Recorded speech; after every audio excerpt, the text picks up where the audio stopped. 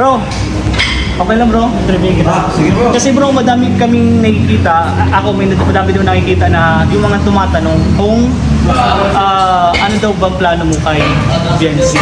Sobrang dami, di ko din alam. Ako din kasi curious din ako bro. Anong klaseng plano? Anong plano mo? Magkaka-YouTube channel ba si sa BNC? future. Sa future, kasi matatapos na bro yung babahay mo kay BNC. Anong plano mo kay BNC bro? Ang totoo niyan, si BNC is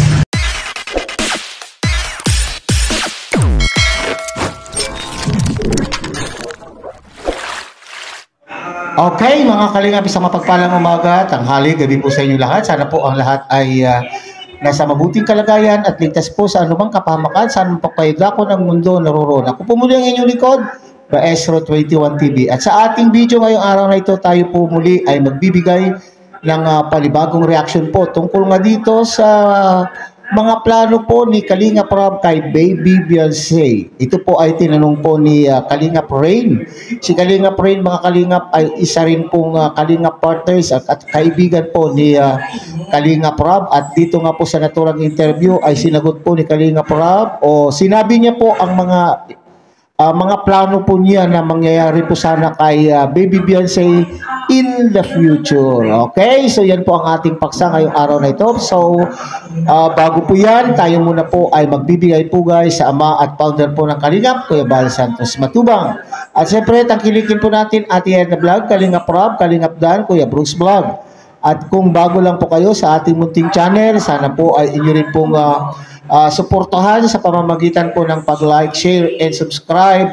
At tuloy, pindutin na rin po ang notification bell. At nang sa ganun, tayo pa rin po ay magsama-sama sa susunod pa pong mga reaction videos na ating gagawin. Likewise, mega love shoutout po sa ating mga kasamahan po dyan sa Karepas. Sa pamumuno po yan ng aming presidente, Javier De Leon, aka Birador. At ganun din po, tangkilikin natin ang ating mga masisipag, matsatsagang mga Kalingap partners, Kalingap charity vloggers, lalong-lalo na po yung ating mga kasamahan po dyan na nandyan sa iba't ibang Kalingap landing pad dito po sa ating bansa. Likewise, mega loud shout out sa inyo pong mga Kalingap subscribers, solid supporters, and generous sponsors.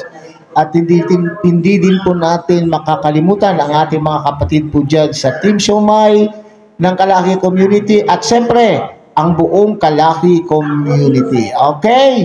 So, bago po tayo magpapatuloy sa ating pagbibigay ng reaction tungkol po sa naging interview po ni Kalingap Rain kay Kalingap Rob sa mga plano po niya kay Beyonce, Baby Beyonce pagdating po ng panahon.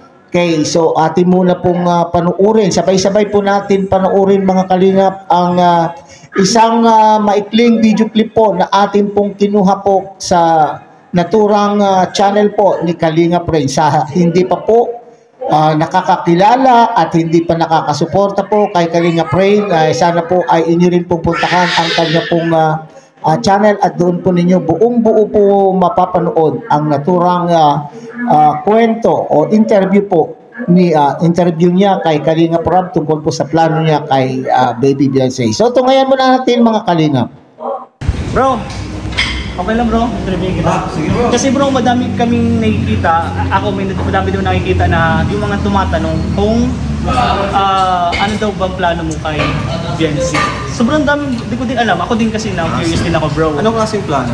Anong plano mo? Magkaka-YouTube channel ba si sa BNC? future. Sa future, kasi matatapos na bro yung babahay mo kay BNC. Anong plano mo kay BNC bro? Ang totoo niyan, si BNC is i-audition namin sa ABS or sa mga modeling agency kasi pwede siya mag-artista kasi.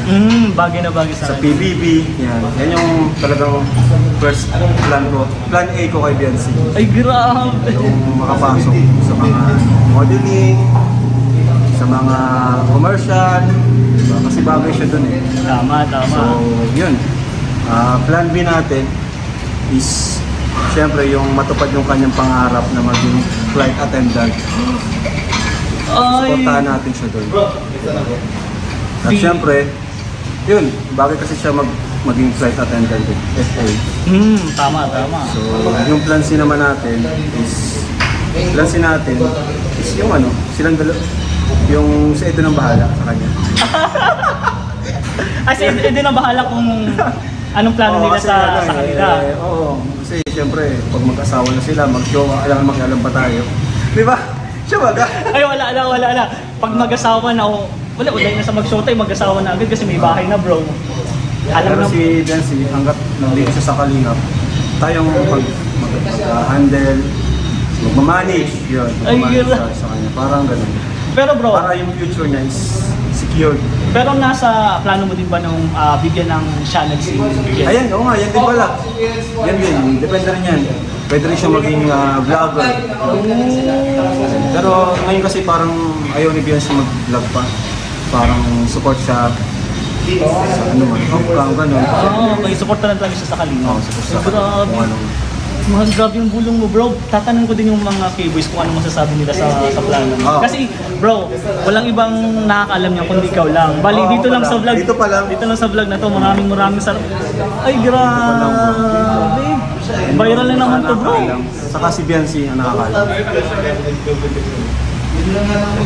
Okay, alright, mga Kalingap, yan po yung mga plano po ni Kalingap Rob kay Baby Beyonce na alam po naman natin ay sana lang po ay matupad pagdating po ng panahon. Sa unang-unang plano po ni Kalingap Rob, mga Kalingap, ay ito yung gusto po niyang maging artista po, itong si Baby Beyonce. Tutulungan po niyang maging artista at tutulungan po daw niyang ilapit sa mga advertisement company para maging modelo.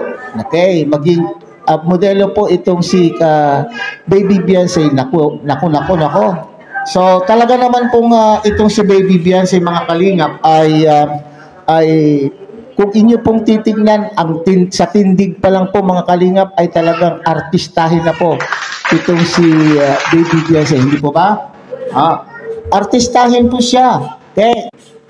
Okay, sinabi pa nga dyan, mga Kalingap, ay sana lang ay makapasok sa programang PBB at nang sa ganun po ay tuluyan na pong makapasok po sa pag-aartista po itong si Baby Beyonce. Okay, so pangalawa po, plinaplano po ni Kalingap Rob po para kay Baby Beyonce ay yung pong sinasabi niyang sana matupad daw po yung ambisyon, okay?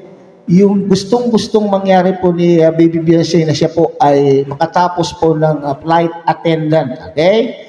O stewardess. Okay, sa pangarap po niya, artistahin itong si Baby Beyonce at tindig na tindig pa lang, ay pwede siyang flight attendant. Hindi po ba, mga Kalingap, pwede siyang maging flight attendant at malingkinita ng katawan. Okay, ang ganda-ganda rin po ng kanya pong mga buhok.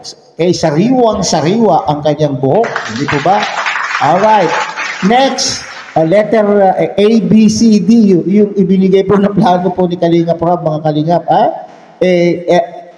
C, okay, yung sinasabi dito, mga Kalingap, at ewan ko lang po kung nagpapatawa. Okay, so letter C, ay bahala na daw po sila ni Habi Edu.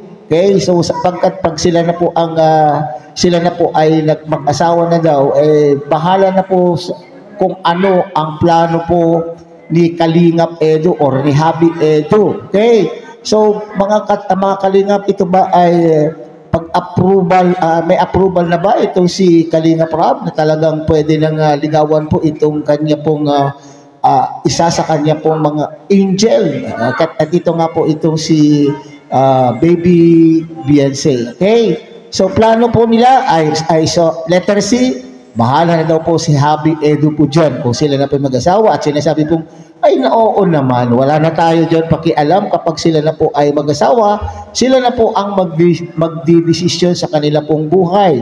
At sabi pa naman po ni Kalingap Ray, mga Kalingap, ay yung meron na silang bahay. Pag matapos na yung bahay, yun na ba yung pag-aamin po nila na sila po talaga, mga Kalingap.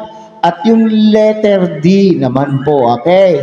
Mayroon bang plano si Kalingap Rob na gaya po kay Baby Carla ay gawan din po niya ng channel itong si Baby Beyonce? Okay, may posibilidad, pero sa ngayon daw po, mga Kalingap, ay hindi pa po sumasabi sa isipan po ni Baby Beyonce ang pagbablog. So parang ayaw pa po ni Baby Beyonce ang pagbablog. Pero siguro pagka nakatapos na po si Baby Beyonce at makakapagbigay na po ng sapat na panahon o matututukan na po niya ang pagbablog, ang kanya pong channel, kung siya po ay magkakaroon ng channel, ay may posibilidad. Okay? So lahat naman po ay may posibilidad. Okay? Sa tulong din po siyempre ni Kalinga Prab, gaya po ng pagtulong po niya kay Baby Carla, at nang sa ganon ay ma-augment naman po yung kita. Ma-augment, may yun din naman kikitain kung maski pa paano. Itong si Baby Carla, pantulong po sa kanya pong pamilya, lalo na po sa mga nakababata po niyang kapatid. Okay, so yan po ang plano po ni Kalinga Prab kay Baby Beyonce, na sana po ay matupad, maski dalawa o isa sa mga pangarap po na ito ay matupad para po sa kanya pong pamilya. Okay, so hanggang dito na lamang po tayo mga kalingap. Muli, tangkilikin natin Kuya Bal Santos Matubang, Ate Edna Vlog, Kalinga Prab, Kalingap Dan, Kuya Brooks Vlog. At muli, pinapakiusapan po kayo ng inyo pong lingkod na sana po ay inyo rin pong tangkilikin ang munting channel na ito sa pamamagitan po ng pag-like, share, and subscribe. At tuloy, pindutin na rin po ang notification bell, at nang sa ganun tayo pa rin po ay magsama-sama sa susunod pa pong mga reaction videos na ating gagawin. Muli, isang mapagpalang umaga, tanghali, gabi po sa inyo lahat. Mabuhay po kayo at God bless everyone.